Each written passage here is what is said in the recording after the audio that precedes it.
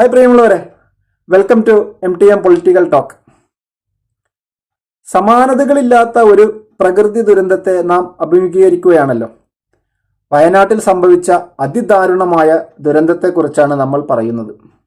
അതിവേഗം ഇരച്ചെത്തുന്ന മണ്ണും വെള്ളവും പാറയും കല്ലും മരങ്ങളും ഒരു നാടിനെ തന്നെ തുടച്ചു നീക്കുന്ന ഭയാനകമായ കാഴ്ച കണ്ടു നിൽക്കാൻ നമ്മൾ വളരെ പ്രയാസപ്പെടുകയാണല്ലോ.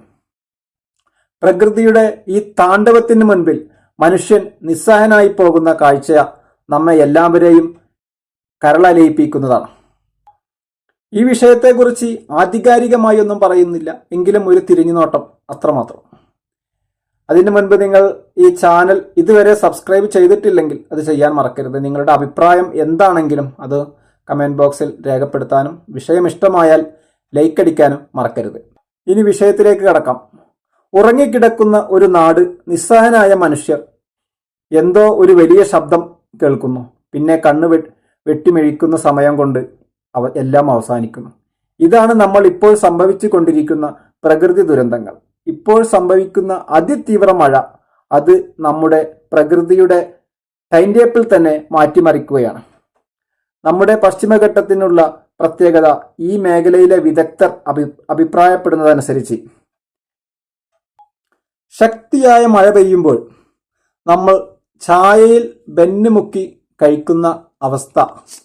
നമ്മൾ ചായയിൽ ബെന്നുമുക്കുമ്പോൾ എത്രത്തോളം ചായ ബെന്ന് കുടിക്കപ്പെടുന്നു, ഈ അവസ്ഥയാണ് നമ്മുടെ പശ്ചിമഘട്ടത്തിലെ മണ്ണിനുള്ളത്. എന്ന് പറഞ്ഞാൽ അതിതീവ്ര മഴ താങ്ങാനുള്ള ശേഷി നമ്മളെ കേരളത്തിലെ ഇപ്പോൾ മണ്ണിനില്ല. അതിതീവ്ര മഴ എന്ന് പറഞ്ഞാൽ ഇപ്പോൾ പെയ്യുന്ന മഴയുടെ കണക്കുകളിലേക്കൊന്നും പോകുന്നില്ല, എങ്കിലും നമ്മുടെ സാമാന്യ ബുദ്ധിയിൽ ചിന്തിച്ചു കഴിഞ്ഞാൽ തന്നെ ഭയങ്കര അളവിലുള്ള തുള്ളിക്കൊരു കുടം എന്നൊക്കെ പറയുന്നത് പോലെയുള്ള അവസ്ഥയിലേക്കാണല്ലോ നമ്മുടെ മഴ ഇപ്പോഴെത്തി നിൽക്കുന്നത്. ഈ അവസ്ഥയെക്കുറിച്ചാണ് നമ്മൾ പ്രതിപാദിച്ചത്. ലളിതമായ ഭാഷയിൽ പറഞ്ഞാൽ, പ്രകൃതിയെ വേദനിപ്പിക്കുന്ന പ്രവർത്തികൾ നാം തീർത്തും നിർത്തിവെക്കണം. ആഴത്തിൽ വേരോടുന്ന വൻ മരങ്ങൾ നട്ടുപിടിപ്പിക്കണം. അതും ചെരിവുള്ള മലമ്പ്രദേശങ്ങളിൽ വലിയ മരങ്ങൾ നട്ടുപിടിപ്പിക്കണം എന്നാണ് ഈ മേഖലയിലെ വിദഗ്ധരുടെ അഭിപ്രായം. പ്രകൃതി ദുരന്തത്തെ പ്രകൃതിയെ അലങ്കരിച്ചു തന്നെ നമുക്ക് നേരിടാൻ കഴിയും. എങ്ങനെയാണ് നമ്മൾ പ്രകൃതിയെ അലങ്കരിക്കുന്നത്? വെള്ളം ഒഴുകിപ്പോകുന്ന നീർച്ചാലുകൾ നമ്മൾ പുനഃസ്ഥാപിച്ചേ മതിയാകൂ എന്ന് പറഞ്ഞാൽ, ഇപ്പോൾ നമ്മൾ റോഡ് സൈഡിൽ നിർമ്മിക്കുന്ന നീർച്ചാലുകൾ സിമന്റ് തറ ഒഴിവാക്കുന്നതായിരിക്കും നല്ലത് എന്നാണ് ഈ മേഖലയിലെ വിദഗ്ധരുടെ അഭിപ്രായം. എന്ന് വെച്ചാൽ വെള്ളം ഭൂമിയിലേക്ക് ഇറങ്ങിപ്പോകുവാൻ അത് കൂടുതൽ സഹായകരമാകുമെന്നാണ് ഈ മേഖലയിലെ വിദഗ്ധർ പറയുന്നത്.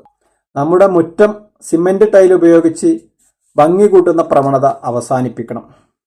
ചുരുക്കി പറഞ്ഞാൽ, പ്രകൃതി നമുക്ക് തരുന്ന വെള്ളം, ആ വെള്ളത്തിന് ഒഴുകിപ്പോകുവാനുള്ള സംവിധാനം നാം മുടക്കരുത്. പിന്നെ കാലാവസ്ഥയിലുണ്ടായ ഇത്തരം മാറ്റങ്ങൾ ശാസ്ത്രീയമായി പരിശോധിച്ച് ആ മേഖലകളിലെ വിദഗ്ധർ നിർദ്ദേശിക്കുന്ന ഉപദേശങ്ങൾ അനുസരിക്കാൻ ജനങ്ങൾ തയ്യാറാവണം. കാരണം ഈ കാലാവസ്ഥയിലുണ്ടായ മാറ്റം തിരുത്തുവാൻ മനുഷ്യന് സാധ്യമല്ലല്ലോ. മനുഷ്യൻ ചെയ്യേണ്ടത് മാറി വരുന്ന കാലാവസ്ഥ വ്യതിയാനത്തിനനുസരിച്ച് ടൈം ടേബിൾ തയ്യാറാക്കുക എന്നതാണ്. ശാസ്ത്രം ഇത്രയും വളർന്ന ഒരു കാലഘട്ടത്തിലാണ് നാം ജീവിക്കുന്നത്. പ്രകൃതിയുമായി ബന്ധപ്പെട്ടവർ ശാസ്ത്രീയമായി പഠിച്ച് അവർ നിയമം മൂലം നമുക്ക് തരുന്ന നിർദ്ദേശങ്ങൾ അക്ഷരം പ്രതി നാം അനുസരിച്ചേ മതിയാകും. കൃത്യമായ കാലാവസ്ഥ പ്രവചനം നമ്മുടെ വകുപ്പുകൾ നമുക്ക് നൽകുന്നുണ്ട്. അതെല്ലാം നാം അനുസരിക്കാൻ ബാധ്യസ്ഥരുമാണ്.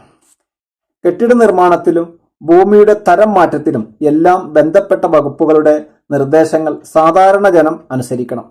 ഇത്തരം നിർദ്ദേശങ്ങൾ ഒരു പരിധി വരെ നാം അനുസരിക്കുകയാണെങ്കിൽ പ്രകൃതിയും നമ്മെ അനുഗ്രഹിക്കും തീർച്ച.